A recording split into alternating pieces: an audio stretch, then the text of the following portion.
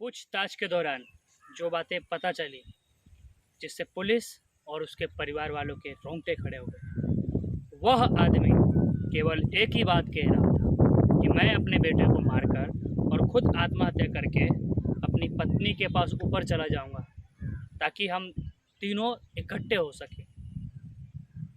वहाँ के एसपी ने बताया कि उसकी पत्नी जिसकी मृत्यु हुई थी वह दामा रोग से पीड़ित थी।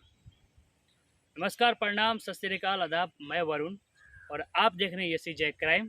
चलिए कहानी स्टार्ट करते हैं। पत्नी के मौत के बाद पीड़ित व्यक्ति रामनिवास अपने 8 साल की बेटे की गला दबाकर हत्या कर देता है और खुद करंट से मरने की कोशिश करता है। और जैसे उसको करंट लगा वो चिल्लाने लगा। परिवार वाले आए और ये सूचना पुलिस को दिया। सबसे हैरान करने वाली बात तो ये थी, उसने 8 साल के बच्चे को गला दबाकर तो मार दिया, लेकिन वो करंट के झटके को सह न सका और वो चिल्लाने लगा। परिवार वाले वहां आए और पुलिस को सूचना दी। पुलिस ने बॉडी को हिरासत में लिया और उसके पोस्टमार्टम के बाद बॉडी को सौंप दिया और रामनिवास को गिरफ्तार कर लिया।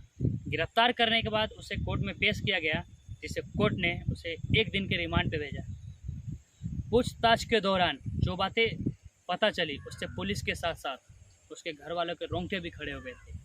वह आदमी सिर्फ एक ही बात कहे जा रहा था कि मैं अपने बेटे को मारकर आत्महत्या करके अपनी पत्नी के पास जाना चाहता हूँ ताकि हम तीनों लोग इकट्ठा हो जाएं। उसके ठीक 20 दिन पहले उसकी पत्नी की मौत हुआ था, जो निजी अस्पताल में इलाज के दौरान उसकी मौत हो गई थी। उसके मौत के ठीक 20 दिन बाद 14 अगस्त को रात को जब उसके परिवार पूरे खाना खा के सोने चले गए तो वो बाप बेटे बातें कर रहे थे कि मरने के बाद मम्मी के पास जाएंगे और मिलेंगे उनसे।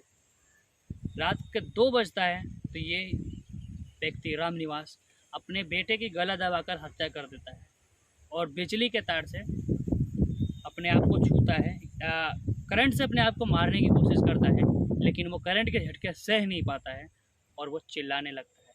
चिल्लाने के बाद घर वाले आते हैं, परिवार वाले, तो देखते हैं कि बेटे के गले में रस्सी पड़ी हुई है और ये नीचे पड़ा हुआ है। बेटे को देखते हैं तो वो मर चुका होता है, यानी उसकी डेथ हो गई होती है। और इसको जैसे तैसे उठाते हैं और नज़दीकी पुलिस स्टेशन में सूचना देते हैं। जरा सा ये घटना लुधियाना की है। तो कहने का मतलब ही अभी भी आज तक हमारे देश में अंधविश्वास है। यहाँ तक कि गीता में भी लिखा है कि आत्माएं अमर होती है, एक शरीर छोड़ने के बाद वो दूसरे शरीर में प्रवेश कर जाती है। तो हालांकि कहाँ से वो आत्मा ऊपर क्या है? ऊपर तो ब्रह्मांड है, ब्रह्मांड में वो क्या कर रही है आत्मा? और ये तीनों मरने के बाद कैसे मिल पाएंगे? ये अंधविश्वास नहीं है तो क्या है? ये अंधविश्वास ही है। इसलिए अंधविश्वास से बचे और ऐसे कदम ना उठाए। मरना जीना सब यहीं पर है। मरना तो सबको है, मौत सबको प्राप्त होती है, लेकिन सिर्फ वक्त से।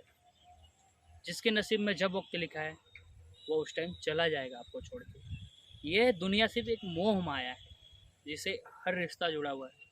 ऐसे कदम ना उठाएं और अलर्ट रहें। कल मिलूँगा 8 बजे।